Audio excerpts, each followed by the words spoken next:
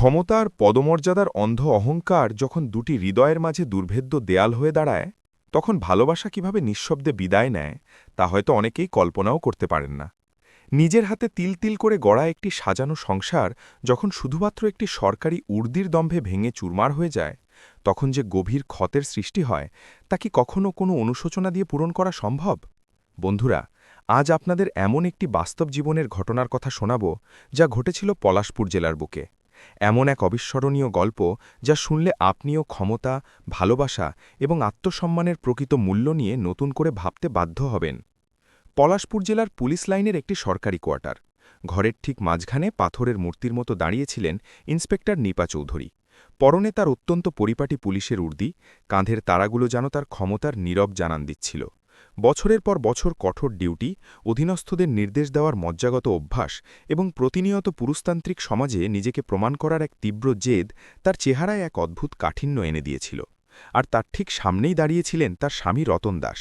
রতন পেশায় একটি সরকারি হাসপাতালের অতি সাধারণ সিকিউরিটি গার্ড। আজকের এই দিনে তাকে দেখতে বড্ড সাদামাটা আর করুণ লাগছিল। পরনে অতি সাধারণ একটি পোশাক, হাতে ধরা ছোট্ট একটি কাপড়ের ব্যাগ। রতনের চোখে স্ত্রীর প্রতি কোনো রাগ, ক্ষোভ বা অভিযোগের লেশমাত্র ছিল না। সেখানে জমেছিল এক অদ্ভুত গভীর ক্লান্তি, যা হয়তো পৃথিবীর কোনো ভাষাতেই প্রকাশ করা সম্ভব নয়। নিপা তার স্বামী রতনকে পা থেকে মাথা পর্যন্ত অত্যন্ত তাচ্ছিল্যের সাথে খুঁটিয়ে খুঁটিয়ে দেখল। সেই শীতল দৃষ্টিতে একজন স্ত্রীর কোনো স্নেহ বা ভালোবাসা মেশানো ছিল না, বরং সেই দৃষ্টি ছিল ক্ষমতার দম্ভে মত্ত একজন পুলিশ আধিকারিকের, যে কিনা তার সামনে দাঁড়িয়ে থাকা এক সাধারণ মানুষকে তার পদমর্যাদার নিক্তিতে মেপে নিচ্ছিল। আমি তোমাকে অনেক আগেই সতর্ক করেছিলাম, নিপা অত্যন্ত নিরাসক্ত গলায় বলল। তার কণ্ঠস্বরে কোনো ধরনের আবেগ বা মায়া ছিল না, ছিল কেবল এক অটল সিদ্ধান্ত। আমার এই নতুন পোস্টিং হওয়ার পর আমাদের জীবনের পরিস্থিতি এবং চালচ্চিত্র অনেকটাই বদলে যাবে। রতন খুব ধীরে শান্তভাবে সম্মতিসূচক মাথা নাড়ল। আমি সেটা খুব ভালো করেই জানি। সে অত্যন্ত ধীর ও শান্ত স্বরে উত্তর দিল, আর আমি তোমায় এটাও বলেছিলাম যে পরিস্থিতির সাথে মানিয়ে নিয়ে নিজেকে বদলাতে আমি সম্পূর্ণভাবে প্রস্তুত। নিপার চোখের দৃষ্টি মুহূর্তে আরও কঠিন আর ধারালো হয়ে উঠল। সে তীক্ষ্ণ কণ্ঠে বলল, শুধু নিজেকে বদলালেই সবকিছু ঠিক হয়ে যায় না। পদমর্যাদা এবং স্ট্যাটাস বলেও একটা বড় ব্যাপার আছে পৃথিবীতে। এই কঠোর শব্দগুলো ঘরের বাতাসে শুধু প্রতিধ্বনিত হল না, বরং তীরের মতো সোজা গিয়ে বিঁধল রতনের বুকের ভেতর। সে স্তব্ধ হয়ে কয়েক মুহূর্ত একেবারে নিশ্চুপ দাঁড়িয়ে রইল। এরপর তার দৃষ্টি ধীরে ধীরে ঘুরে গেল ঘরের দেয়ালে সযত্নে টাঙানো তাদের বিয়ের পুরনো ছবিটার দিকে। সেই ছবিতে নিপা কেমন হাসি মুখে ভালোবাসায় তার হাত শক্ত করে ধরে দাঁড়িয়ে আছে। এই তো সেই নিপা যে বিয়ের আগে কতবার তাকে বলেছিল যে চাকরিতে কে ছোট আর কে বড়, এই পদমর্যাদায় তাদের ভালোবাসায় কোনোদিন কিছুই যায় আসবে না। বুকের ভেতরের কষ্টটা চেপে রেখে রতন খুব ধীরে ধীরে নিপাকে জিজ্ঞেস করল, পদমর্যাদা? নিপা এক মুহূর্ত না ভেবে কোনো বিরতি ছাড়াই উত্তর দিল, হ্যাঁ, পদমর্যাদা। একজন ইন্সপেক্টরের ব্যক্তিজীবনে সবকিছুই তার নিজের সমকক্ষ হওয়া অত্যন্ত জরুরি। আমি প্রতিদিন সকাল থেকে সন্ধ্যা পর্যন্ত আমার অধীনস্থদের কাছ থেকে স্যালুট নেব, আর আমার নিজের স্বামী একজন সাধারণ গার্ড হবে। এই বৈষম্য আমি প্রতিদিন মেনে নিতে পারছি না।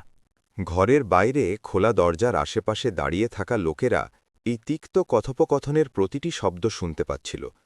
কেউ সাহস করে ভেতরে উঁকি দিয়ে দেখার চেষ্টা করছিল না ঠিকই, কিন্তু তাদের সবারই খুব ভালোভাবে আন্দাজ হয়ে গিয়েছিল যে ভেতরে আজ একটি পবিত্র সম্পর্ক চিরতরে ভেঙে টুকরো টুকরো হয়ে যাচ্ছে। পুলিশ লাইনের মতো জায়গায় যে কোনো মুখরোচক গুজব বাতাসের চেয়েও দ্রুতগতিতে ছড়িয়ে পড়ে, আর আজ এখানকার সবাই যেন আলোচনার জন্য একটি সম্পূর্ণ নতুন মশলাদার গল্প পেতে চলেছে। রতন তার হাতের ব্যাগের হাতলটা আরেকটু শক্ত করে চেপে ধরল। সে দীর্ঘশ্বাস ফেলে জিজ্ঞেস করল, তাহলে তুমি আসলে এখন কি চাইছ? নিপার চেহারায় এক বিন্দু অভিব্যক্তি বা অনুশোচনা পাল্টাল না। সে হাত তুলে সরাসরি বাইরের খোলা দরজার দিকে ইশারা করে বলল, আমি চাই তুমি কিছু সময়ের জন্য এই কোয়ার্টারে আর থেকো না। রতন এক দৃষ্টে নিপার চোখের দিকে তাকিয়ে রইল। কিছু সময়? সে অবাক হয়ে কথাটির পুনরাবৃত্তি করল। নিপা এর কোনো সদুত্তর দিল না। তার সেই পাথরের মতো নীরবতাই যেন রতনের সব প্রশ্নের উত্তর দিয়ে দিচ্ছিল। রতন তখন তার গলার স্বর নামিয়ে অত্যন্ত বিষণ্ণ গলায় বলল, আমি তো আমার এই চাকরিটা বদলাতে পারব না নিপা। আমি আগে যা ছিলাম আজও ঠিক তাই আছি। নিপার কণ্ঠস্বর আগের চেয়েও অনেক বেশি হিমশীতল হয়ে গেল। আর আমি চাইলেও তো আমার ইন্সপেক্টর পরিচয়টাকে ধুলোয় মিশিয়ে পেছনে ফেলে রাখতে পারি না। এর পরের মুহূর্তটি ছিল রতনের জন্য সবচেয়ে আকস্মিক এবং বেদনাদায়ক। নিপা এক পা এগিয়ে গিয়ে রতনের কাঁধের ওপর হাত রাখল। তবে সেই স্পর্শে কোনো সান্ত্বনা বা সমর্থন ছিল না, বরং সেটি ছিল তাকে ঘরের বাইরে বের করে দেওয়ার এক চূড়ান্ত ইঙ্গিত। সেটা খুব সামান্য এবং হালকা একটি ধাক্কা ছিল ঠিকই, কিন্তু রতনের কাছে তার অর্থ ছিল পাহাড়ের চেয়েও ভারী। রতন ধাক্কা খেয়ে এক পা পিছিয়ে গেল। সামনের দরজাটা খোলাই ছিল। সে চৌকাঠের কাছে গিয়ে একটু থমকে দাঁড়াল। ভারী গলায় সে নিপাকে জিজ্ঞেস করল, এটাই কি তাহলে তোমার শেষ সিদ্ধান্ত? নিপা এত কিছুর পরেও একবারের জন্যও তার স্বামীর দিকে ফিরে তাকাল না। সে অত্যন্ত যান্ত্রিকভাবে বলল, আমার ডিউটিতে যাওয়ার সময় হয়ে যাচ্ছে, দেরি হয়ে যাচ্ছে আমার। এটা কোনো সাধারণ উত্তর ছিল না, এটা ছিল দুজনের মধ্যে তৈরি হওয়া এক বিশাল দূরত্বের দেয়াল। রতন আর কোনো ধরনের তর্ক বা কথা বাড়াল না। সে তার সাধাসিধে ব্যাগটি তুলে নিল এবং ধী পায়ে কোয়ার্টারের বাইরের দিকে এগিয়ে গেল। বাইরে যেসব পুলিশকর্মীরা দাঁড়িয়ে সব শুনছিল, তারা রতনকে বের হতে দেখে লজ্জায় আর অস্বস্তিতে নিজেদের চোখ নামিয়ে নিল। কেউ একটি টু শব্দেও করল না। ক্ষমতার উর্দির দাপটের কাছে সাধারণ মানুষের আবেগ এভাবেই হয়তো হেরে যায় প্রতিনিয়ত। মূল দরজা পার হওয়ার সময় রতন আরও একবার থমকে দাঁড়াল। পেছন ফিরে সে নিপার উদ্দেশ্যে বলল, আমার একটা কথা সবসময় মনে রেখো নিপা। এই প্রথমবারের মতো নিপা ঘাড় ঘুরিয়ে তার দিকে তাকাল। রতন গভীর দীর্ঘশ্বাস ফেলে বলল, ক্ষমতার দম্ভে ভালোবাসাকে এভাবে ঘর থেকে ছুঁড়ে ফেলে দিও না, কারণ একবার ভালোবাসা হারিয়ে গেলে তাকে ফিরিয়ে আনার ক্ষেত্রে এই পদমর্যাদা বা উর্দির কোনো ক্ষমতাই আর কাজে আসে না। কথাগুলো বলেই সে চিরতরে বাইরে চলে গেল। একটু পরেই একটি ভারী শব্দের সাথে কোয়ার্টারের দরজাটি সশব্দে বন্ধ হয়ে গেল। নিপা বেশ কিছুক্ষণ সেই জায়গাতেই মূর্তির মতো দাঁড়িয়ে রইল।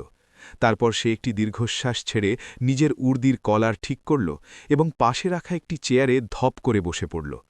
পুরো ঘর জুড়ে এক অদ্ভুত দমবন্ধ করা নীরবতা ছড়িয়ে পড়েছিল, এতই গভীর যে দেয়াল ঘড়ির টিকটিক শব্দটাও যেন তাকে উদ্দেশ্য করে বিদ্রুপ করছে বলে মনে হচ্ছিল। হঠাৎ সে সামনে রাখা নিজের মোবাইল ফোনটি তুলে নিল। স্ক্রিনে তখন রতনের নাম জলজল করছিল। কল করার জন্য তার আঙুল স্ক্রিনের দিকে এগোলেও মাঝপথেই তা থেমে গেল। তারপর সে ফোনটি আবার টেবিলের ওপর নামিয়ে রাখল। আমাকে কোনোভাবেই দুর্বল হওয়া চলবে না, সে বিড়বিড় করে নিজেকে নিজে বোঝাল। কিন্তু নিপার তখনও এই বিন্দুমাত্র ধারণা ছিল না যে সে আজ যে নিরীহ মানুষটিকে গলা ধাক্কা দিয়ে কোয়ার্টার থেকে বের করে দিয়েছে, সে কেবল ওই 4 দেওয়ালের ঘর থেকেই বিদায় নেয়নি, বরং সে নিপার জীবনের সবচেয়ে শক্ত ভিত্তি থেকেও চিরকালের জন্য বেরিয়ে গেছে। পুলিশ লাইনের সেই কোয়ার্টার থেকে বেরিয়ে রতন সোজা চলে গেল তার মায়ের কাছে। পলাশপুর শহরের এক পুরনো জীর্ণ পাড়ায় রতনের মা একটি ছোট্ট ভাড়া বাড়িতে একাকী থাকতেন। দরজার কড়া নাড়তেই মা এসে দরজা খুলে দিলেন।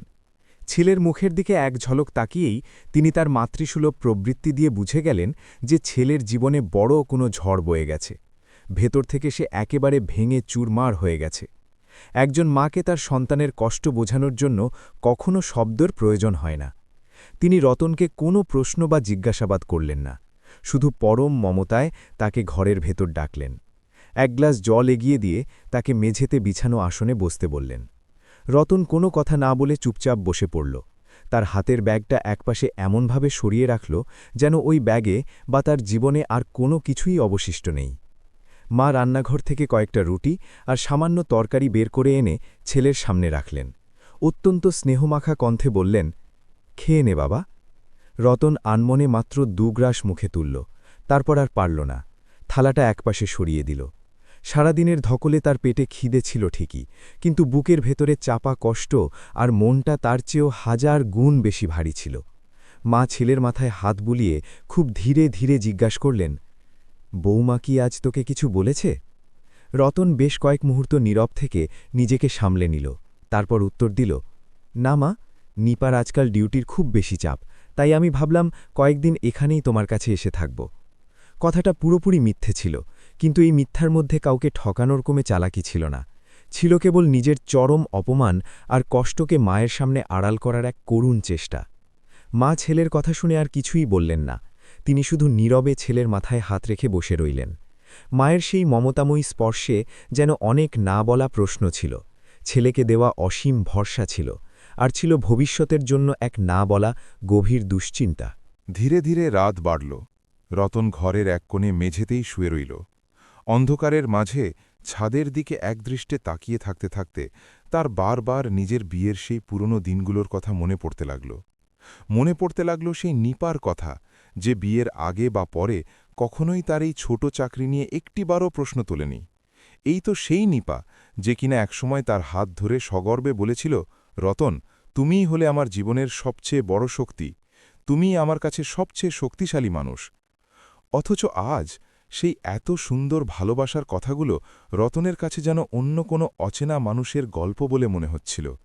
সে রাতের অন্ধকারে একা একা ভাবতে লাগল, মানুষ কি সত্যিই তার পদমর্যাদা বা উর্দির জোরে এত ছোট বা বড় হয়ে যেতে পারে যে ভালোবাসাও সেখানে মূল্যহীন হয়ে যায়? ওদিকে পুলিশ লাইনের সেই নিস্তব্ধ কোয়ার্টারে নিপা একা সোফায় বসেছিল। সে তার সেই অহংকারের ঊর্ধ্বি শরীর থেকে খুলে ফেলেছিল ঠিকই, কিন্তু মনের ভেতরের সেই কাঠিন্য এবং জেদ তখনও পুরোপুরি বজায় ছিল। পুরো ঘর জুড়ে বিরাজ করছিল এক অস্বস্তিকর অদ্ভুত নীরবতা। অন্যান্য সাধারণ দিনগুলোতে ঠিক এই সময়টায় রতন ডিউটি থেকে ফিরে এসে নিজের হাতে চা বানাত, সারা দিনের খোঁজখবর নিত বা হাসি মুখে কিছু না কিছু জিজ্ঞেস করত। কিন্তু আজ কোনো টুংটাং শব্দ ছিল না, কারো কণ্ঠস্বর ছিল না। সে নিজেকে অন্যমনস্ক করতে টিভির রিমোট তুলে টিভি চালু করল, কিন্তু পরক্ষণেই স্ক্রিনের দিকে না তাকিয়েই বিরক্ত হয়ে আবার তা বন্ধ করে দিল। সে তার মোবাইলটা হাতে তুলে নিল। স্ক্রিনে অন্যান্য অনেক মানুষের মেসেজ ভর্তি ছিল, কিন্তু একটি নির্দিষ্ট নাম সে বারবার ইচ্ছা করেই দেখা এড়িয়ে চলেছিল। সে বারবার নিজেকে বোঝানোর চেষ্টা করছিল যে সে আজ যা সিদ্ধান্ত নিয়েছে তা 100% সঠিক।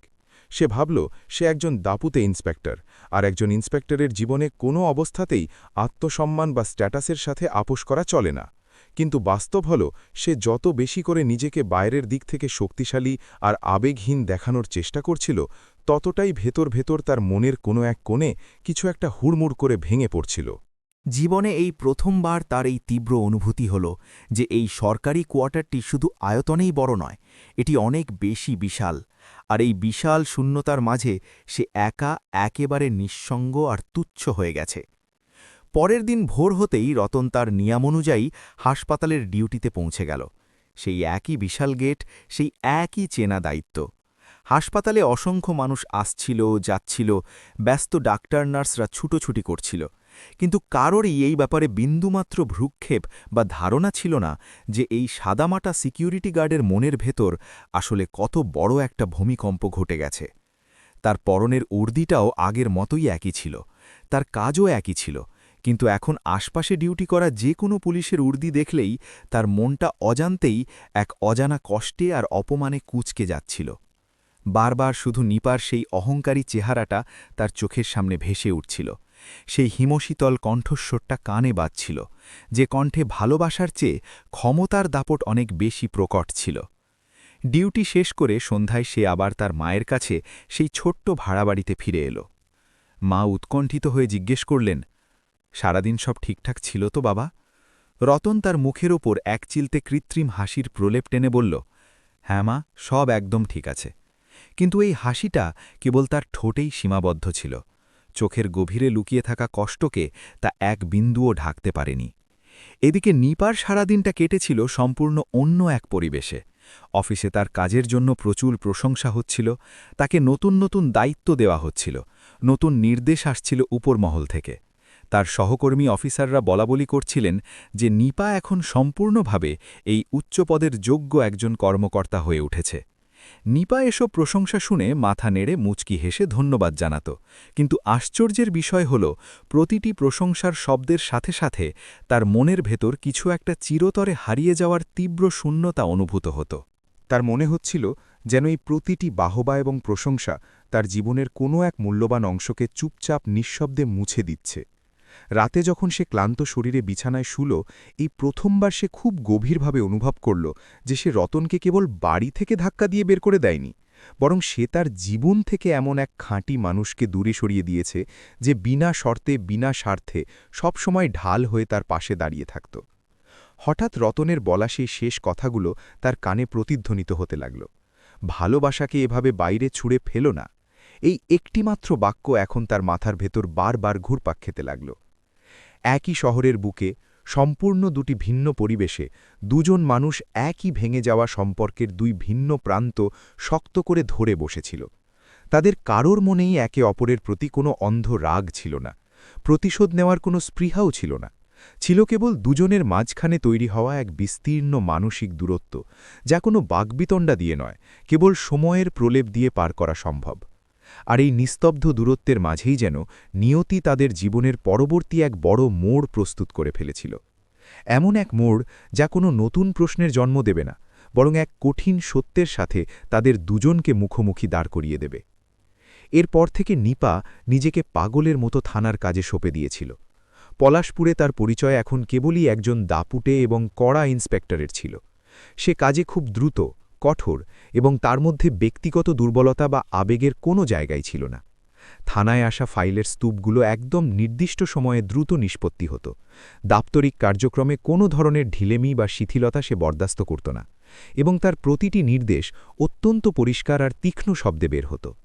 বাইরের কোনো মানুষের পক্ষেই দেখে বোঝার উপায় ছিল না যে এই রাশভারী মহিলার ভেতরে সারাক্ষণ এক অদৃশ্য মানসিক যুদ্ধ চলছে। কিন্তু নিয়তির খেলা অন্যরকম। প্রতিদিন কাজের ফাঁকে কোনো না কোনো দুর্বল মুহূর্তে রতনের স্মৃতি বিনা নোটিশেই তার চোখের সামনে এসে হাজির হতো। কখনো সে টেবিলে রাখা চায়ের কাপটার দিকে এক দৃষ্টে তাকিয়ে আনমনা হয়ে যেত, কখনো থানার খালি চেয়ারটার দিকে চোখ পড়তেই তার বুকের ভেতরটা এক অজানা হাহাকারে ভারী হয়ে উঠত। সে তখন রেগে গিয়ে নিজেকে নিজে বকাঝকা করত যে এসব পুরনো স্মৃতি হাতড়ানো একেবারেই ফালতু কাজ, কিন্তু তার অবুঝ মন কোনোভাবেই তার যুক্তিবাদী মস্তিষ্কের কথা শুনতে প্রস্তুত ছিল না। প্রথমবারের মতো নিপার এই উপলব্ধি হতে শুরু করেছিল যে ক্ষমতা বা আধিপত্য কেবল গলার স্বর উঁচুতে রেখেই অর্জন করা যায় না, বরং অনেক সময় চুপ করে থেকে অন্যের সত্যটা কান পেতে শোনার মধ্য দিয়েও আসল ক্ষমতা আসে। অন্যদিকে রতনের সাদামাটা জীবনও নিজের স্বাভাবিক গতিতে সামনের দিকে এগিয়ে চলছিল, কিন্তু তাতে আর আগের মতো সেই প্রাণবন্ত সাবলীলতা বা আনন্দ ছিল না। সেই একই হাসপাতালের ডিউটি, রোজ হাজারো রোগীর আনাগোনা এবং মাঝে মাঝে কর্তৃপক্ষের দেওয়া ছোট ছোট অতিরিক্ত দায়িত্ব, সবকিছুই বাইরের দিক থেকে দেখতে আগের মতোই স্বাভাবিক ছিল, কিন্তু রতন মানুষটা আর আগের মতো ছিল না। সে এখন আর সহকর্মীদের সাথে খুব একটা বেশি কথা বলত না, নিজের মনেই চুপচাপ থাকত। সহকর্মীরা অনেক সময় গায়ে পড়ে জিজ্ঞেস করত, কি হে, সব ঠিক আছে তো? সে কোনো উত্তর না দিয়ে কেবল হালকা করে মাথা নেড়ে দিত, কারণ সে খুব ভালো করেই জানত যে মানুষের জীবনের সব জটিল প্রশ্নের উত্তর শুধু দুটো শব্দে বা বাক্যে কাউকে বুঝিয়ে দেওয়া যায় না। একদিন সরকারি হাসপাতালে রোগীদের ভিড় খুব বেশি ছিল। জরুরি বিভাগে একজন মুমূর্ষ বৃদ্ধ রোগীকে স্ট্রেচারে করে আনা হচ্ছিল। রতন সামনে থেকে ভিড় সরিয়ে দ্রুত রাস্তা পরিষ্কার করে দিচ্ছিল। ঠিক সেই সময় করিডরের মেঝেতে বেশ কিছুটা জল পড়েছিল, যা হয়তো সাফাই কর্মীদের বা অন্য কারোরই খেয়াল ছিল না। তাড়াহুড়োর মধ্যে সেই ভেজা মেঝেতে রতনের পা পিছলে গেল এবং সে নিজেকে সামলাতে না পেরে খুব জোরে আছাড় খেয়ে নিচে পড়ে গেল। শব্দ শুনে আশেপাশের লোকজন ঘাবড়ে গিয়ে ছুটে এলো। কয়েকজন মিলে ধরাধরি করে তাকে মাটি থেকে তোলার চেষ্টা করল। পড়ে যাওয়ার কারণে রতনের কোমরে আর পিঠে এত তীব্র একটা ব্যথা উঠল যে যন্ত্রণায় কয়েক মুহূর্তের জন্য তার শ্বাস যেন আটকে গেল। ডিউটিরত ডাক্তার এসে দ্রুত পরীক্ষা করে দেখলেন এবং স্বস্তির নিঃশ্বাস ফেলে জানালেন যে আঘাত খুব একটা গুরুতর নয়, হাড় ভাঙেনি, তবে পেশিতে টান লাগায় তাকে বেশ কয়েকদিন সম্পূর্ণ বিশ্রামে থাকতে হবে। রতন নিজে থেকে কাউকে ফোন করে এই দুর্ঘটনা খবর দিল না, আর নিপাকে তো নয়ই। তার মনে হল যদি সে দুর্বল হয়ে নিপাকে এখন ফোন করে, তবে সে আবার নিজেকে সেই অপমানজনক জায়গাতেই নিয়ে গিয়ে দাঁড় করাবে যেখান থেকে তাকে একদিন গলা ধাক্কা দিয়ে বের করে দেওয়া হয়েছিল। তাই সে ব্যথা নিয়েই চুপচাপ হাসপাতালের একটা বেঞ্চে মাথা নিচু করে বসে রইল। ঠিক সেই যন্ত্রণাদায়ক মুহূর্তে রতনের প্রথমবারের মতো এই মর্মান্তিক উপলব্ধি হল যে ভালোবাসার সম্পর্ক থেকে দূরে সরে যাওয়া একজন মানুষকে মানসিকভাবে ঠিক কতটা একাকী এবং অসহায় করে তোলে। সেদিন সন্ধ্যায় হাসপাতালের একজন নার্স অন্য একজন স্টাফের সাথে গল্প করার সময় অজান্তেই নিপার নাম মুখে নিয়ে ফেললেন। ওই নার্স বদলি হওয়ার আগে পলাশপুর পুলিশ লাইনের কাছাকাছি কাজ করতেন এবং ইন্সপেক্টর নিপাকে খুব ভালো করেই চিনতেন। কথাবার্তার ফাঁকে তিনি শুধু নির্লিপ্তভাবে এতটুকুই বললেন, জানেন, ওই যে ইন্সপেক্টর নিপা ম্যাডাম আছেন না, ওনার স্বামী রতনদা আজ ডিউটি করার সময় স্লিপ খেয়ে পড়ে গিয়েছিলেন। ভাগ্যিস বেশি চোট লাগেনি। কথাটা নিপাকে কোনো অভিযোগ করার সুরে বলা হয়নি, এটা ছিল কেবল একটা সাধারণ তথ্য আদান-প্রদান মাত্র। কিন্তু কথাটা কানে যেতেই নিপার হাত থেকে জরুরি ফাইলটা মাটিতে পড়ে যেতে যেতে কোনো মতে বেঁচে গেল। তার মুখ দিয়ে কেবল একটি অস্ফুট শব্দই বের হল, কোথায়? নার্স তৎক্ষণাৎ সেই হাসপাতালের নাম বললেন। নিপা এরপর আর একটিও প্রশ্ন করল না। সে জিজ্ঞেসও করল না যে রতনের বর্তমান অবস্থা কেমন বা সে ঠিক কখন কিভাবে পড়ে গেছে। সে শুধু টেবিল থেকে নিজের ব্যাগটা এক টানে তুলে নিল এবং দ্রুত পায়ে থানা থেকে বেরিয়ে গেল। এই প্রথমবার তার চাকরি জীবনে এমন এক সুযোগ এলো যখন সে তার কর্তব্যের চেয়ে, ডিউটির চেয়েও নিজের সম্পর্ককে বেশি অগ্রাধিকার দিল। থানা থেকে হাসপাতাল পর্যন্ত পুরোটা রাস্তা নিপা নিজের বিবেকের সাথে অনবরত লড়াই করতে করতে গাড়ি চালাল। সে নিজে বুঝতে পারছিল না সে কি এখন একজন ইন্সপেক্টর হিসেবে হাসপাতালে যাচ্ছে নাকি একজন স্ত্রী হিসেবে। সে নিজের মনের ভেতরে এই প্রশ্নের কোনো উত্তর খুঁজে পেল না। হাসপাতালের দীর্ঘ করিডরে পা রাখতেই তার সেই চেনা বিষণ্ণ পরিবেশটা অনুভব হল। চারদিকে কড়া ওষুধের গন্ধ, হুইল চেয়ার আর স্ট্রেচারের ক্যাঁচ ক্যাঁচ আওয়াজ আর রোগীর পরিজনদের অপেক্ষার ক্লান্তি। সে দূর থেকেই বেঞ্চে বসে থাকা রতনকে দেখতে পেল। সে পিঠ সোজা করে বসতে পারছিল না, একটু ঝুঁকে ছিল। তার চেহারায় ব্যথার চেয়েও অনেক বেশি ফুটে উঠেছিল এক রাশ ক্লান্তি। রতনও ঘাড় ঘুরিয়ে তাকে দেখে নিল। তবে আশ্চর্যের বিষয় হল, নিপাকে দেখে সে বিন্দুমাত্র চমকে গেল না বা অবাকও হল না। রতনের শান্ত চোখ দেখে মনে হচ্ছিল যেন নিয়তির বিধানে তাদের এই আকস্মিক সাক্ষাতের কথা সে আগে থেকেই কিছুটা আন্দাজ করতে পেরেছিল। নিপা কাছে গিয়ে একটু ইতস্তত করে জিজ্ঞেস করল, তুমি ঠিক আছো? রতন অত্যন্ত স্বাভাবিক গলায় উত্তর দিল, হ্যাঁ, বেশি কিছু হয়নি। এই এতটুকু সাধারণ কথাবার্তার মধ্যেই তাদের দুজনের মাঝে জমে থাকা গত কয়েক মাসের বিশাল দূরত্বটা যেন প্রকট হয়ে উঠল। নিপা আরও অনেক কিছু বলতে চাইছিল, কিন্তু কোনো এক অজানা বাধায় তার গলায় যেন শব্দগুলো আটকে গেল। সে বুঝতে পারছিল না যে আজ কোন অধিকারের দাবিতে সে তার স্বামীকে প্রশ্ন করবে বা শাসন করবে। রতন নিপার এই নীরবতা এবং অস্বস্তি খুব সহজেই পড়তে পারল। সে শান্ত গলায় বলল, তোমার এত কাজ ফেলে এখানে আসার কোনো দরকার ছিল না। এই কথার মধ্যে কোনো অভিমান বা ব্যঙ্গ লুকিয়ে ছিল না, এটা ছিল তার দিক থেকে একটা সহজ সত্যি কথা। নিপার জীবনে এই প্রথমবার এটা গভীরভাবে অনুভব হল যে সে তার স্বামীকে কেবল তাদের সরকারি বাড়ি থেকেই বের করে দেয়নি, বরং সে তার অহংকারী সিদ্ধান্তগুলো দিয়ে রতনকে নিজের জীবন থেকেও অনেক দূরে সরিয়ে দিয়েছে। সে কিছু না বলে সেখানেই মাথা নিচু করে দাঁড়িয়ে রইল। জীবনে প্রথমবার নিপা তার উর্দির খোলস ছেড়ে নিজের মনের গভীরে উঁকি দেওয়ার চেষ্টা করল। সে খুব পরিষ্কারভাবে বুঝতে পারল যে যেদিন সে অহংকারে অন্ধ হয়ে রতনকে বাড়ি থেকে ধাক্কা দিয়ে বের করে দিয়েছিল, সেদিন সে আসলে তার ক্ষমতা বা আধিপত্য প্রমাণ করেনি, বরং সেদিন সে তার নিজের ভেতরের ভয় আর হীনমন্যতার দুর্বলতাকেই সবার কাছে লুকিয়েছিল। ঠিক সেই সময় ডাক্তারবাবু চেম্বার থেকে বাইরে এলেন এবং নিপাকে দেখে বললেন যে রতনের চোট খুব একটা মারাত্মক না হলেও পেশির কারণে তাকে বেশ কয়েকদিন সম্পূর্ণ বিশ্রামে থাকতে হবে। নিপা বাধ্য ছাত্রীর মতো মাথা নাড়ল, যেন সে তার কোনো ঊর্ধ্বতন অফিসারের নির্দেশ শুনছে। ডাক্তারবাবু নিজের কাজে চলে গেলেন, কিন্তু নিপা পাথরের মতো সেখানেই দাঁড়িয়ে গইল। সে এখন খুব ভালোভাবে বুঝতে শুরু করেছিল যে তাদের এই জীবনের গল্পটা কেবল পদমর্যাদা, পরিচয় বা অহংকারের ছিল না। এই গল্পটা ছিল সেই সহজ সরল মানুষটার যাকে সে নিজের সমকক্ষ ভাবতে চরম অস্বীকার করেছিল। হাসপাতাল থেকে বেরিয়ে যাওয়ার সময় নিপা এক মুহূর্ত থমকে দাঁড়িয়ে পেছন ফিরে রতনের দিকে তাকাল। সে অনেক কিছু বলতে চাইছিল, কিন্তু সে বুঝল যে এখন শুধু শব্দ বা কথার সময় পেরিয়ে গেছে।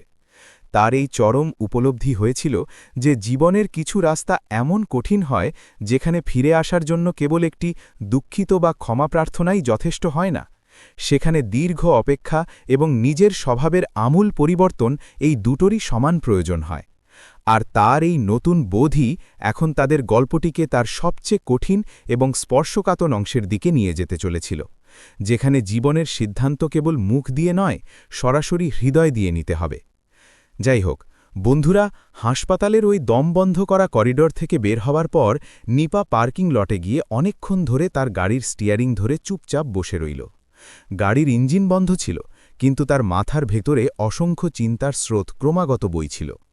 গাড়ির উইন্ডশিল্ডের সামনে সেই একই চেনা রাস্তাটা দেখা যাচ্ছিল, যেখান দিয়ে সে প্রতিদিন নিয়ম করে ডিউটিতে আসা যাওয়া করত। কিন্তু আজ চারপাশের সবকিছু যেন বড্ড অচেনা আর বদলানো বলে মনে হচ্ছিল। দীর্ঘ চাকরিজীবনে প্রথমবারের মতো তার গায়ে চাপানো পুলিশের এই উর্দিটাকে তার কাছে ভীষণ ভারী আর কাঁটার মতো মনে হচ্ছিল। বিষয়টা এমন নয় যে তার এই স্বপ্নের চাকরিটার প্রতি তার হঠাৎ করে কোনো ঘৃণা বা বিরক্তি তৈরি হয়েছিল, বরং তার শুধু এই গভীর উপলব্ধিটুকু হয়েছিল যে সে মানুষের আবেগের চেয়ে তার উর্দিতে অনেক বেশি উঁচুতে স্থান দিয়ে ফেলেছিল। এর পরের কয়েকটা দিন নিপা নিয়ম করে রোজ হাসপাতালে গেল রতনকে দেখতে, কখনো ডিউটিতে যাওয়ার আগে সকালে, আবার কখনো ডিউটি শেষ করে ক্লান্ত শরীরে। সে রতনের সাথে খুব বেশি কথা বলতো না, শুধু কাছে গিয়ে নিচু স্বরে জিজ্ঞেস করত কোমরের ব্যথাটা একটু কমল কিনা, বা সময় মতো সব ওষুধ খাওয়া হয়েছে কিনা। রতনও এর বাইরে খুব একটা বাড়তি কথা বলতো না। তাদের দুজনের মধ্যে কথাবার্তা খুব ছোট এবং মাপা হতো ঠিকই, কিন্তু সেই দীর্ঘ নীরবতার মধ্যে এখন আর পুরনো কোনো তিক্ততা বা অভিমান লুকিয়েছিল না, বরং সেই নীরবতাটাকে এখন এক অদ্ভুত অপেক্ষার মতো মনে হচ্ছিল। দুজন মানুষেরই যেন মনের গভীরে জানা ছিল যে একদিন তাদের দুজনের মধ্যে সব কথা হবে, তবে এখন তার সঠিক সময় আসেনি। এদিকে রতন চিকিৎসায় ধীরে ধীরে সামলে উঠছিল। ডাক্তারবাবু কড়া নির্দেশ দিয়েছিলেন যে এখনই বেশি চলাফেরা করা একেবারেই ঠিক নয়, কিন্তু রতন সারা জীবন কাজ করে অভ্যস্ত। সে তার কাজের অভ্যেসের কাছে বড্ড অসহায় ছিল। সে নিজেকে সারাদিন বিছানায় বেকার বসে থাকতে দেখতে পারত না, তাই নিপা যখনই তাকে একটু বেশি নড়াচড়া করতে বা উঠে বসতে দেখত, অজান্তেই তার মনের সেই পুরনো অধিকার বোধটা বেরিয়ে আসত।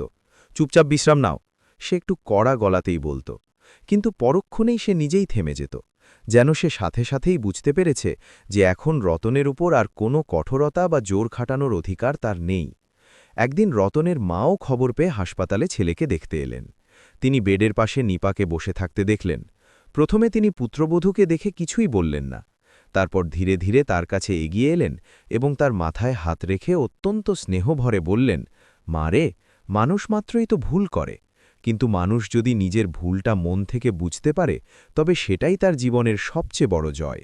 মায়ের বলা এই কথাগুলোর মধ্যে কোনো ধরনের অভিযোগ ছিল না, কোনো শ্লেষ বা ব্যঙ্গও ছিল না। এটা ছিল জীবনের এক অমূল্য শিক্ষা, যা তিনি খুব সহজভাবে বলেছিলেন।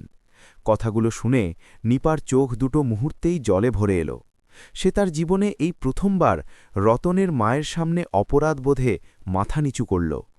তার কাছে সেই মুহূর্তটি কোনো কঠিন শাস্তির চেয়েও অনেক বেশি বড় আর যন্ত্রণাদায়ক ছিল। বেডে শুয়ে রতন চুপচাপ এসব দেখছিল। সে মুখে কিছু বলল না ঠিকই, কিন্তু তার বুকের ভেতর জমে থাকা বরফের মতো অভিমানটা একটু একটু করে নরম হতে শুরু করল। সে নিজের চোখে দেখল যে তার নিপা একটু একটু করে বদলাচ্ছে, খুব ধীরে ধীরে, কোনো বড় প্রতিশ্রুতি বা আওয়াজ না করে। নিপা এখন আর তাকে আগের মতো নির্দেশ দিত না, অযাচিত পরামর্শ দিত না। সে কেবল নিঃশব্দে তার পাশে এসে বসত। অনেক সময় তারা দুজনে ঘণ্টার পর ঘণ্টা চুপচাপ পাশাপাশি বসে হাসপাতালের জানালা দিয়ে বাইরের খোলা আকাশের দিকে তাকিয়ে থাকত। হাসপাতালের করিডোরে ভিড়, মানুষের ছুটোছুটি, অ্যাম্বুলেন্সের আওয়াজ, সবকিছুই নিজের নিয়মে চলতে থাকত, কিন্তু তাদের দুজনের মাঝখানে এক অদ্ভুত স্নিগ্ধ শান্তি তৈরি হতে শুরু করেছিল। একদিন সন্ধ্যায় নিপা নিজের সব দ্বিধা ঝেড়ে ফেলে অনেক সাহস সঞ্চয় করে রতনকে বলল, চলো, এবার বাড়ি চলো। রতন বেশ কিছুক্ষণ অবাক দৃষ্টিতে নিপার চোখের দিকে তাকিয়ে রইল, তারপর খুব শান্ত গলায় পাল্টা প্রশ্ন করল, কোন বাড়ি? রতনের প্রশ্নটা ছিল একদম সোজাসাপটা এবং তীক্ষ্ণ। নিপার কাছে এর তাৎক্ষণিক কোনো উত্তর বা যুক্তি ছিল না। জীবনে এই প্রথমবার সে নিজের কাছে নির্দ্বিধায় স্বীকার করল যে বাড়ি বলতে কেবল সরকারি স্ট্যাম্প মারা সেই বিশাল কোয়ার্টারটি বোঝায় না, যেখান থেকে সে একদিন তার স্বামীকে গলা ধাক্কা দিয়ে বের করে দিয়েছিল। সত্যিকারের বাড়ি হল এমন এক শান্তির জায়গা যেখানে স্বামী স্ত্রীর মধ্যে সমতা থাকে, একে অপরের প্রতি অটুট সম্মান থাকে। সে মাথা নিচু করে ধীর আর্দ্র গলায় বলল, যেখানে গিয়ে তুমি মনের শান্তি অনুভব করবে সেটাই আমাদের বাড়ি। রতন দীর্ঘশ্বাস ফেলে মাথা নাড়ল। আমার একটু সময় চাই নিপা, সে স্পষ্ট গলায় বলল। নিপা এবার আর তার সাথে কোনো রকম তর্ক না করেই খুব শান্তভাবে উত্তর দিল, ঠিক আছে। নিপার বলাই ঠিক আছে শব্দটার মধ্যে তার সেই পুরনো আমলের কঠোর নির্দেশের কোনো সুর ছিল না। এটি ছিল একজন স্ত্রীর সম্পূর্ণ হৃদয় নিংড়ানো এক সম্মতি। সেদিন রাতেই নিপা একাকী তার সেই ফাঁকা সরকারি কোয়ার্টারে ফিরল। সে শূন্য ঘরের ঠিক মাঝখানে গিয়ে দাঁড়াল। চারপাশের সেই ফাঁকা দেওয়ালগুলো, পুরনো আসবাবপত্র আর চারপাশের ভয়ানক নীরবতা যেন তাকে গ্রাস করতে আসছিল। কিন্তু আজ আর এই নীরবতা তাকে আগের মতো কামড়াচ্ছিল না, বরং তার বিবেকের কাছে হাজারো প্রশ্ন জিজ্ঞেস করছিল। সে ধীরে ধীরে ঘরের আলমারিটা খুলল। রতনের ফেলে যাওয়া কিছু পুরনো জামাকাপড় এখনও সেভাবেই এক কোণে সাজানো ছিল। সে কাঁপা হাতে সেই কাপড়ের ভাঁজে হাত রাখল, আর তখনই প্রথমবারের মতো তার বুকের ভেতর থেকে ডুকরে কান্না বেরিয়ে এলো। সে আর দাঁড়িয়ে থাকতে না পেরে মাটিতে বসে পড়ল এবং হাঁটুর ভেতর মাথা গুজে অঝরে কাঁদতে লাগল। সে অবশেষে খুব ভালোভাবে বুঝতে পেরেছিল যে সে একজন সফল ইন্সপেক্টর হিসেবে সমাজের চোখে অনেক কিছু জিতে নিয়েছে ঠিকই, কিন্তু একজন ভালো স্ত্রী হিসেবে সে জীবনের সবচেয়ে মূল্যবান জিনিসটা নিজের হাতেই হারিয়ে ফেলেছে। এর পরের দিনই নিপা অফিসে গিয়ে অন্য জেলায় বদলির জন্য একটি লিখিত আবেদন জমা করে দিল। সে তার সহকর্মী বা সিনিয়র কাউকে এর আসল কারণটা জানাল না। সিনিয়র অফিসাররা এটাকে পুলিশের সাধারণ বদলির প্রক্রিয়া ভেবেই অনুমোদন করে দিলেন। কিন্তু নিপা নিজের মনে খুব ভালো করেই জানত যে তার এই বদলির সিদ্ধান্তটা কোনোভাবেই নিজের অপরাধ বোধ থেকে পালানোর জন্য নয়, বরং নিজেকে একজন নতুন মানুষ হিসেবে বদলানোর প্রথম পদক্ষেপ ছিল।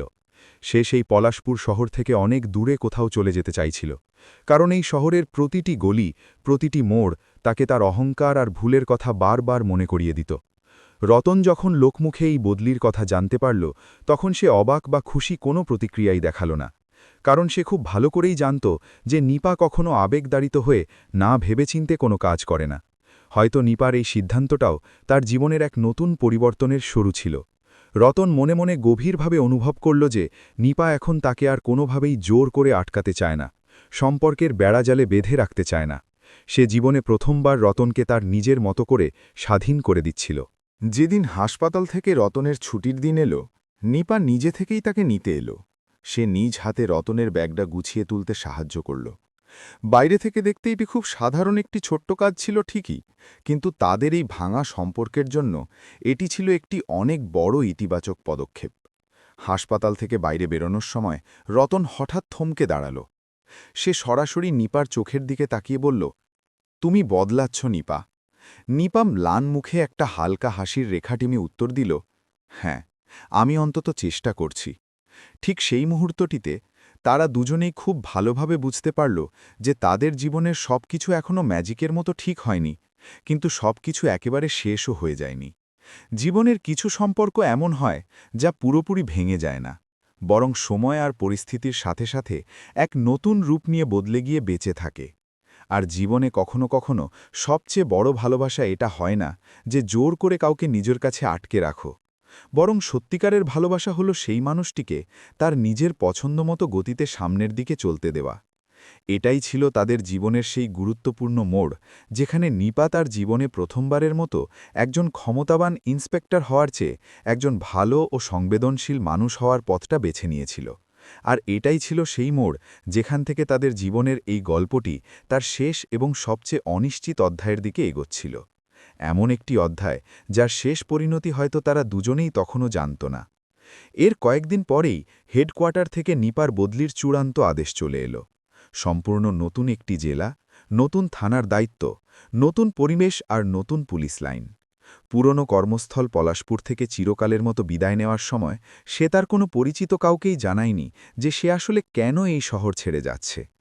অন্যান্য অফিসারদের কাছে এটি কেবল একটি সাধারণ প্রশাসনিক রদবদল বা পরিবর্তন ছিল মাত্র, কিন্তু নিপার নিজের কাছে এটি ছিল তার নিজের তৈরি করা অন্ধকার অতীত থেকে এক কদম দূরে এগিয়ে যাওয়ার এক দৃঢ় সিদ্ধান্ত। সে খুব ভালোভাবেই জানত যে যদি সে নিজের জেদ বজায় রেখে এই কোয়ার্টারেই থেকে যায়, তবে প্রতিদিন সকালে ঘুম থেকে ওঠার পর ওই দরজাটি তাকে সেই অভিশপ্ত দিনের কথা মনে করিয়ে দেবে যেদিন সে ক্ষমতার দম্ভে রতনকে ঘাড় ধাক্কা দিয়ে বের করে দিয়েছিল। অন্যদিকে রতনও হাসপাতাল থেকে পুরোপুরি সুস্থ হয়ে বেরিয়ে এসেছিল। সে কিছুদিন বিশ্রামের পর আবার নিজের পুরনো ডিউটিতে হাসি মুখে যোগ দিয়েছিল। সেই একই হাসপাতালের গেট, সেই একই পরিচিত দায়িত্ব, আর সেই একই সাদামাটা সাধারণ জীবন। কিন্তু তার বুকের ভেতরে এখন আর আগের মতো সেই তীব্র দহন বা ব্যথা ছিল না। অপমানের সেই ব্যথার জায়গায় এখন এক অদ্ভুত মানসিক স্থিরতা আর প্রশান্তি এসে গিয়েছিল। তার মনে হচ্ছিল যেন জীবন তাকে ধাক্কা দিয়ে থামিয়ে নিজের সম্পর্কে নতুন করে চিন্তা করার একটি অপূর্ব সুযোগ করে দিয়েছে। সে মনে মনে জানত যে নিপা এখন আগের চেয়ে অনেক বদলাচ্ছে, কিন্তু সে তার জীবনের অভিজ্ঞতায় এটাও জানত যে মানুষের প্রতিটি পরিবর্তনের অর্থ এই নয় যে তাদের আবার একসাথে একই ছাদের নিচে থাকতে হবে। পলাশপুর ছেড়ে চলে যাওয়ার ঠিক একদিন আগে নিপা শেষবারের মতো রতনের সাথে দেখা করতে এলো। এটি আগে থেকে ঠিক করে রাখা কোনো আনুষ্ঠানিক সাক্ষাৎ ছিল না। তারা দুজনে শহরের একটি ছোট্ট শান্ত পার্কে গিয়ে পাশাপাশি বেঞ্চে বসল। সময়টা ছিল গোধূলি লগ্ন, সন্ধে নামছে। পার্কে সাধারণ মানুষ হাঁটাহাঁটি করছিল, আসছিল, যাচ্ছিল, বাচ্চারা মনের আনন্দে ছুটোছুটি করে খেলছিল। নিপা আর রতনের মধ্যে কোনো ধরনের কৃত্রিম বা আনুষ্ঠানিক কথাবার্তা হল না। অনেকটা সময় নীরব থাকার পর নিপা প্রথম নীরবতা ভেঙে ধীর গলায় বলল, আমি কাল এই শহর ছেড়ে চলে যাচ্ছি রতন। রতন শান্তভাবে মাথা নাড়ল। হ্যাঁ, আমি জানি কথাটা। সে নির্লিপ্ত স্বরে বলল। এরপর নিপা একটু ইতস্তত করে প্রথমবারের মতো সরাসরি রতনের চোখের দিকে তাকিয়ে প্রশ্ন করল, আমি কি আবারও নতুন করে তোমার কাছে ফিরে আসতে পারি রতন? নিপার এই ছোট্ট প্রশ্নটি ছিল ভীষণ ভারী। এর পরতে পরতে লুকিয়েছিল নতুন করে সংসার বাঁধার আশা আর প্রত্যাখ্যানের ভয়। রতন দীর্ঘক্ষণ কোনো কথা বলল না। সে দূরে মাঠে খেলতে থাকা বাচ্চাদের দিকে একদৃষ্টে তাকিয়ে রইল। তারপর ধীরে ধীরে দৃষ্টি নামিয়ে মাটিতে রাখল। নিপা, সে অত্যন্ত শান্ত ও সমাহিত স্বরে বলল, আমি আমার মন থেকে তোমাকে অনেক আগেই ক্ষমা করে দিয়েছি। এই কথা শুনে নিপার চোখে মুখে একরাশ স্বস্তির আলো ফুটে উঠল। কিন্তু রতনের কথা তখনও শেষ হয়নি। কিন্তু মনে রেখো, শুধু ক্ষমার অর্থ এই নয় যে ভেঙে যাওয়া সবকিছু ম্যাজিকের মতো আবার আগের জায়গায় ফিরে যাবে। নিপার মুখের সেই স্বস্তির হাসিটা মুহূর্তেই মিলিয়ে গেল। আমি আজও একজন মানুষ হিসেবে তোমার যথেষ্ট সম্মান করি, রতন শান্ত গলায় আরও যোগ করল। কিন্তু আমি জীবনে আর কখনো সেই অপমানজনক জায়গায় ফিরে যেতে প্রস্তুত নই, যেখানে আমাকে আমার স্ত্রীর চেয়ে ছোট বা তুচ্ছ অনুভব করানো হয়েছিল। রতনের এই কথার মধ্যে কোনো রাগ বা অভিযোগ ছিল না। এটা ছিল তার আত্মসম্মানের একটি নগ্ন সত্য। নিপা জীবনের এই প্রথমবার রতনের কথার কোনো প্রতিবাদ না করে কোনো আত্মরক্ষার ঢাল ছাড়াই মাথা নাড়ল। আমি বুঝতে পারছি রতন, সে ধরা গলায় বলল। আর এইবার সে সত্যিই রতনের প্রতিটি শব্দের গভীরতা বুঝতে পারছিল। পরের দিন সকালে নিপা চিরতরে পলাশপুর শহর ছেড়ে চলে গেল। স্টেশনে বা বাসস্ট্যান্ডে কোনো সিনেমার মতো বড় বিদায়ের দৃশ্য ছিল না। কোনো অশ্রুভেজা আবেগঘন কথা বা প্রতিশ্রুতি ছিল না। কেবল ছিল দুজনের মধ্যে একটি অত্যন্ত শান্ত এবং সম্মানজনক বিদায়। রতন বেশ কিছুটা দূরে চুপচাপ দাঁড়িয়ে নিপার চলে যাওয়া দেখতে লাগল। সে হাত নাড়ল ঠিকই, কিন্তু তাকে আটকানোর জন্য এক পাও সামনের দিকে এগোল না। কারণ সে খুব ভালো করেই জানত যে তাদের দুজনের জন্য এটাই হল সবচেয়ে সঠিক এবং স্বাস্থ্যকর দূরত্ব। এরপর নিজেদের নিয়মে সময় কাটতে লাগল। নিপা তার নতুন শহরের থানায় কাজে যোগ দিল। কাজের ক্ষেত্রে সে আগের মতোই কঠোর আর নিয়মনিষ্ঠ ছিল ঠিকই, কিন্তু এখন তার সেই কাঠিন্যের মধ্যে এক অদ্ভুত মানবতা আর সহানুভূতি মিশে গিয়েছিল। সে এখন কাউকে নির্দেশ বা আদেশ দেওয়ার আগে তার কথাটা মন দিয়ে শুনত। সাধারণ মানুষদের দেখার সময় সে কেবল তাদের পদমর্যাদা বা স্ট্যাটাস নয়, বরং তাদের ভেতরের মানুষটাকে দেখার চেষ্টা করত। অনেক সময় একা বসে তার এই উপলব্ধি হতো যে তার ভেতরের এই বিশাল পরিবর্তনটি কেবল রতনের কারণেই সম্ভব হয়েছে। সেই সাদামাটা রতন, যাকে সে একদিন তার ক্ষমতার অহংকারে দুর্বল আর অযোগ্য বলে ভেবেছিল। অন্যদিকে রতনও তার নিজের পুরনো ছন্দের জীবনে ফিরে এসেছিল। অত্যন্ত সাধারণ, শান্ত এবং এক ভারসাম্যপূর্ণ জীবন। সে তার মায়ের সাথেই থাকত, নিয়ম করে ডিউটি করত, আর প্রতিদিন সন্ধ্যায় নিয়ম করে একা একা পার্কে হাঁটতে চলে যেত। মাঝে মাঝে একাকী মুহূর্তে নিপার কথা তার মনে পড়ত ঠিকই, কিন্তু এখন সেই স্মৃতি আর তাকে কোনোভাবেই যন্ত্রণা দিত না বা কষ্ট দিত না। সেই তিক্ত স্মৃতিটা এখন তার জীবনের একটা বড় শিক্ষা হয়ে দাঁড়িয়েছিল। একদিন পাড়ার একজন রতনকে কৌতূহলবশত জিজ্ঞেস করল, আচ্ছা রতন, তোমার স্ত্রী তো শুনেছি মস্ত বড় ইন্সপেক্টর, তাই না? তাহলে তোমরা দুজনে একসাথে থাকো না কেন ভাই? রতন কোনো বিরক্তি প্রকাশ না করে খুব হালকা আর তৃপ্তির হাসির সাথে উত্তর দিল, দাদা, জীবনে কখনো কখনো একসাথে না থাকাও একে অপরের প্রতি এক ধরনের বড় সম্মান। ঠিক একইভাবে নতুন শহরে কেউ একজন নিপাকেও একদিন জিজ্ঞেস করল, ম্যাডাম, আপনি কি বিবাহিত?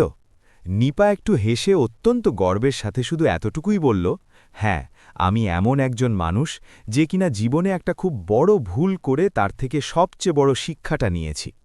তাদের দুজনের জীবনের গল্পটা ঠিক এখানেই শেষ হয়ে যায়নি, কিন্তু তাদের স্বামী স্ত্রীর সম্পর্কের সেই পুরনো অধ্যায়টি ঠিক এখানেই চিরকালের জন্য বন্ধ হয়ে গেল। এই গল্প কোনো রূপকথার মতো মধুর মিলনের গল্প ছিল না। এই গল্প ছিল বাস্তবতার এই চরম সত্যের যে ভালোবাসা মানেই সবসময় জোর করে একসাথে থাকার নাম নয়। জীবনে কখনো কখনো ভালোবাসার সবচেয়ে বড় এবং পবিত্র রূপ এটাই হয় যে আপনি আপনার সামনের মানুষটিকে তার নিজের প্রাপ্য সম্মান এবং আত্মমর্যাদার সাথে তার নিজের পথে স্বাধীনভাবে এগোতে দিন। গল্পের একদম শেষ দৃশ্যে আমরা দেখতে পাই একটি শান্ত পার্কে রতন একা হেঁটে চলেছে, আর সম্পূর্ণ অন্য একটি শহরে নিপা নিজের থানার ডেস্কে বসে মন দিয়ে তার ফাইল গোছাচ্ছে। তারা দুজনেই আজ নিজের নিজের জায়গায় সম্পূর্ণভাবে বেঁচে আছে। তারা আলাদা আছে ঠিকই, কিন্তু দুজনেই আগের চেয়ে অনেক বেশি পরিণত এবং ভালো মানুষ হয়ে উঠেছে। আর সত্যি বলতে হয়তো এটাই ছিল এই গল্পের সবচেয়ে অভাবনীয় এবং সুন্দর সমাপ্তি। বন্ধুরা, জীবনে কখনো কখনো একটি সুন্দর সম্পর্ক শুধু রাগ দিয়ে ভাঙে না, ভাঙে অন্ধ অহংকার দিয়ে। নিপা কোনো চিৎকার করেনি, সে কেবল তার পদমর্যাদার মিথ্যে অহংকারে রতনকে নিজের জীবন থেকে বের করে দিয়েছিল। আর রতনও প্রতিবাদে কোনো চিৎকার চেঁচামেচি করেনি, সে তার সম্মান রক্ষার্থে চুপচাপ চলে গিয়েছিল। এই গল্প আমাদের এটাই শেখায় যে যে মানুষ কোনো রকম তর্ক না করে শান্তভাবে পাশ কাটিয়ে চলে যায়, সে আসলে ভেতর থেকে সবচেয়ে বেশি ভেঙে পড়ে। এবার এই গল্প শেষে একটু নিজের মনকে জিজ্ঞেস করে দেখুন, যদি আপনি নিপার জায়গায় থাকতেন তাহলে কি ক্ষমতার উর্দিটাই আপনার কাছে সম্পর্কের চেয়ে বড় হতো? আর যদি আপনি রতনের জায়গায় থাকতেন তবে কি আপনি আবার সেই পুরনো সম্পর্কে ফিরে যেতেন, নাকি নিজের আত্মসম্মানকেই সবকিছুর ঊর্ধ্বে বেছে নিতেন?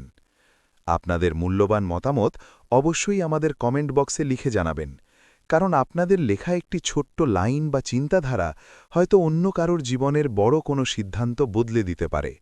আর ঠিক এমনই হৃদয় ছুঁয়ে যাওয়া, চরম সত্যি আর মনকে গভীরভাবে নাড়িয়ে দেওয়া আরও গল্প শোনার জন্য কালাম ভয়েস চ্যানেলটিকে এক্ষুনি সাবস্ক্রাইব করে রাখুন, কারণ আমরা বিশ্বাস করি এখানে প্রতিটি গল্প শুধু মুখেই শোনানো হয় না, বরং প্রতিটি শব্দ হৃদয় দিয়ে অনুভব করানো হয়। আজ এ পর্যন্তই, দেখা হবে আগামী পর্বে নতুন কোনো গল্পের সাথে। ততক্ষণ পর্যন্ত সবাই নিজের খুব খেয়াল রাখবেন।